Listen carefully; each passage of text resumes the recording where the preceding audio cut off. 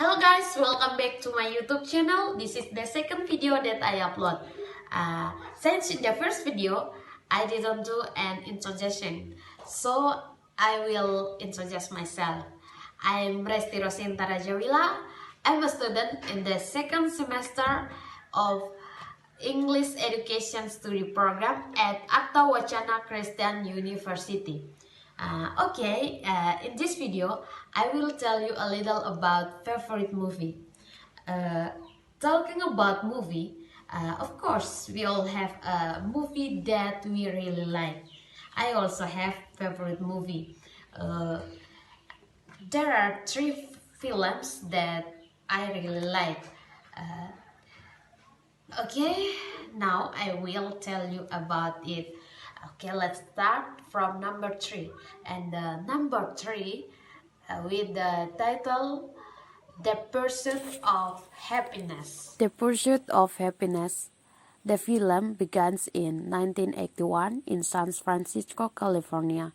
Tandy Newton as Linda and Will Smith as Chris Gardner live in a small apartment with their son, Christopher, played by Jaden Smith. Chris is a salesman who spent all of his family saving to buy a franchise to sell portable or bone density scanners. This scanner is able to produce image better than X-rays, but most doctors met by Chris thought that the price was too expensive. Linda, his wife, works as a laborer in a laundry. Chris Gardner is trying to sell the scan tool from one hospital. He has a target to sell at least 2 scan tools per month to be able to meet their needs. This little family began to break up when they realized that they couldn't afford to pay rent and the bills were piled up. So that made Linda leave Chris and go to New York City. Initially, he wanted to bring along Christopher, but failed at Chris' request. The misfortune of life experience didn't stop after the departure of his wife. The unpaid tax bill made IRS confiscate Chris Gardner's savings. Then he was also expelled from the apartment for arrears in payment. Chris Gardner's only car was secured by Chris didn't pay parking fees. In a state of despair, Chris accidentally met someone who broke Ferrari red. Chris asked the person, what work did he do to be able to buy a luxury car? The person answered that he was a stockbroker. Since then, Chris has decided to pursue a career as a stockbroker. Chris accepted an unpaid internship offer at a brokerage firm Dan Wither Reynolds, who promised jobs for the best apprentice. During the unpaid internship, Chris began to run out of money. Eventually, he was expelled from his rental home and became homeless. For several days, he slept in public places, starting from public toilets, but then he decided to sleep in the Glad Memorial Church shelter. Because of limited space, they have to queue to get a room.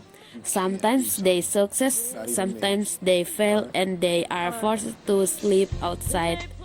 This poverty and homelessness further encouraged Chris' determination to carry out his works diligently and get a job at Dan Wither Reynolds. At the end of the story, Chris managed to become the best participant and was accepted to work there. A few years later, he founded his own brokerage company, Gardner Ridge. In 2006, he sold a small portion of his shares and managed to get millions of dollars from the sale. With so much suffering suffered by Chris Gardner, plus his hard work deserved success. Okay, maybe it's a little story from the first film. Now we go to the second film with the title Miracle in Cell Number 7. Miracle in Cell Number 7 is a 2013 South Korean comedy drama film starring by Ryu Seung-ryong, Kal So-won, and Park Shin-hye. The film is about a mentally challenged man wrongfully imprisoned for murder, whose bold friendship with the hardened criminals in his cell, who in return help him see his daughter again by smuggling her into prison. Ryu Seung-ryong as Lee Yong-gu is a mentally impaired man with the intellect of a 6 years old. He lives in a run-down house along with his daughter Kal So-won as Ye-sung.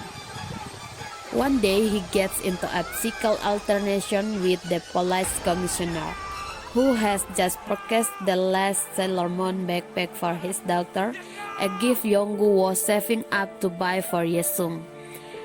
Soon after, the police commissioner's daughter dies in a freak accident in which she slips on ice and suffers a fatal blow to the head while taking Yong-gu to another store that sells the same backpack.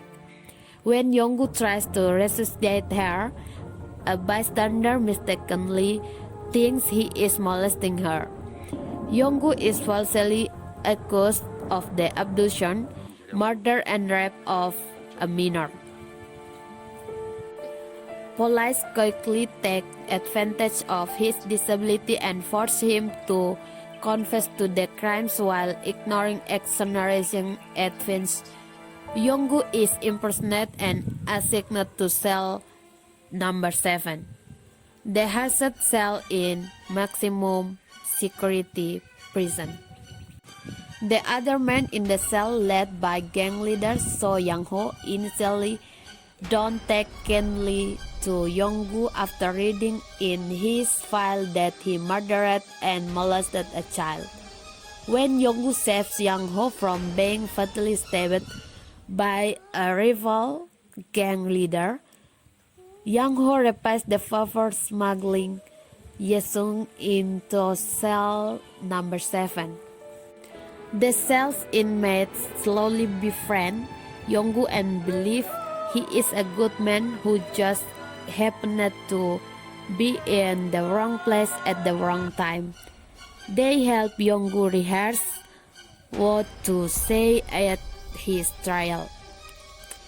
Eventually, even the warden Jang Min-hwan, who is initially harsh to Yong-gu but softens up when the latter saves him from an arson attack, realized that Yong-gu was merely cornered into making a false confession.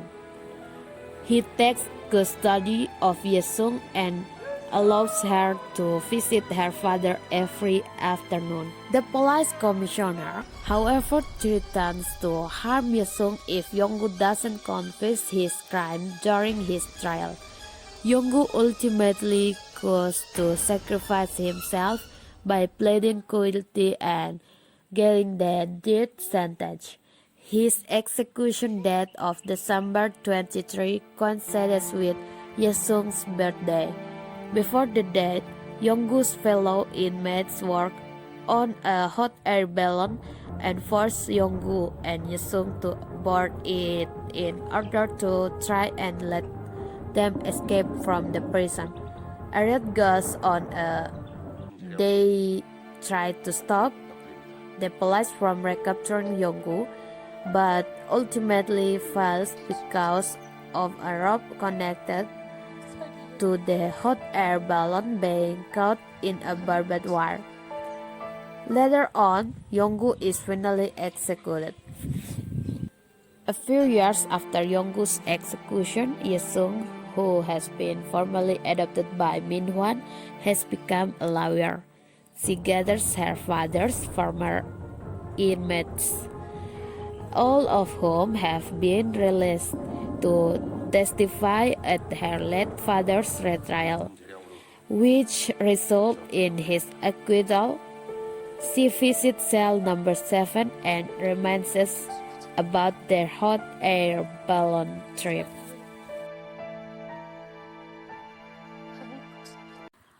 Okay, and now let's move to the number 1. The number 1 movie that I really like with the title Train to Busan.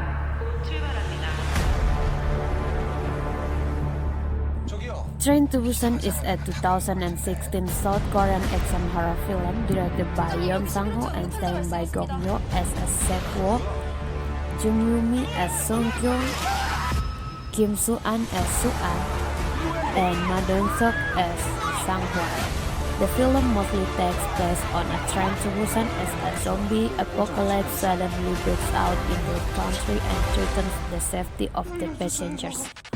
Film manager Seo-woo is a cynical workaholic and divorced father of his daughter Soo-an, who wants to spend her birthday with her mother in Busan. He decides to indulge Soo-an's birthday wish.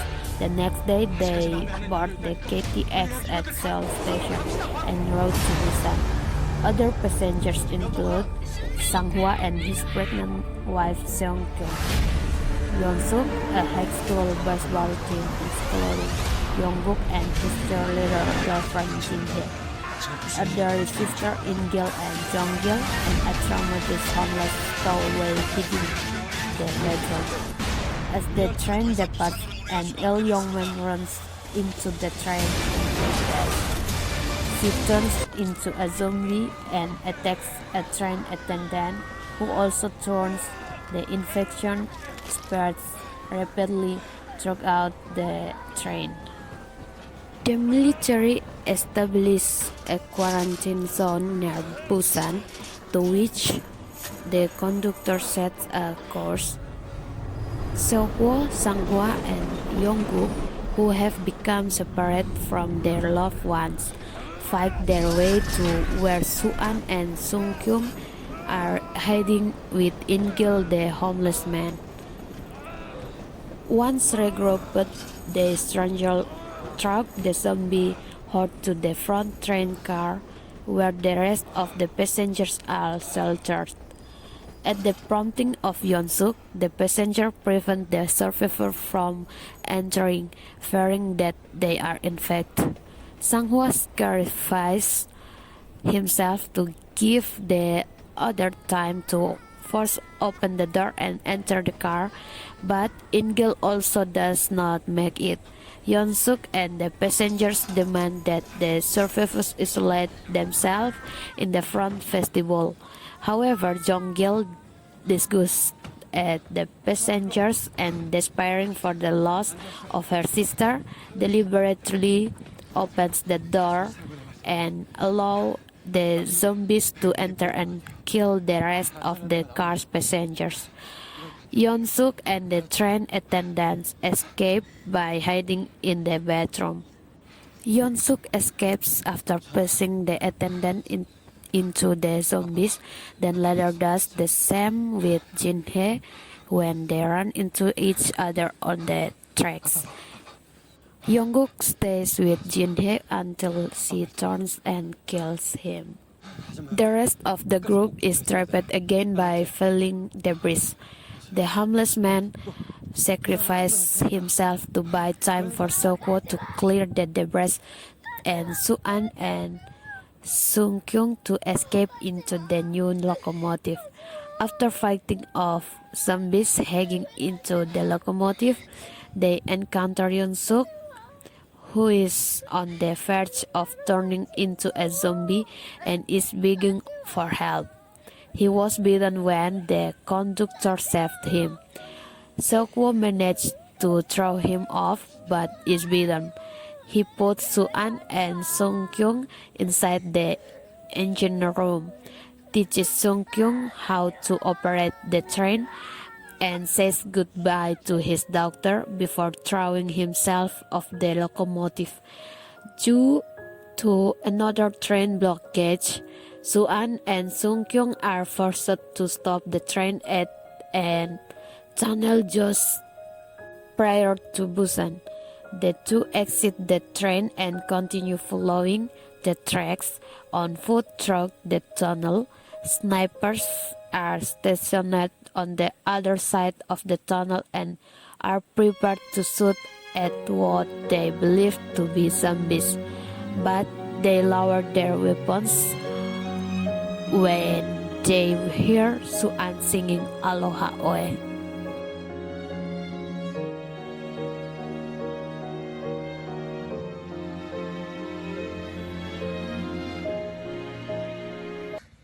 Okay, maybe this is a little about my favorite movie. Thank you very much for watching my video. Don't forget to like, comment, and subscribe. Have a nice day and God bless you.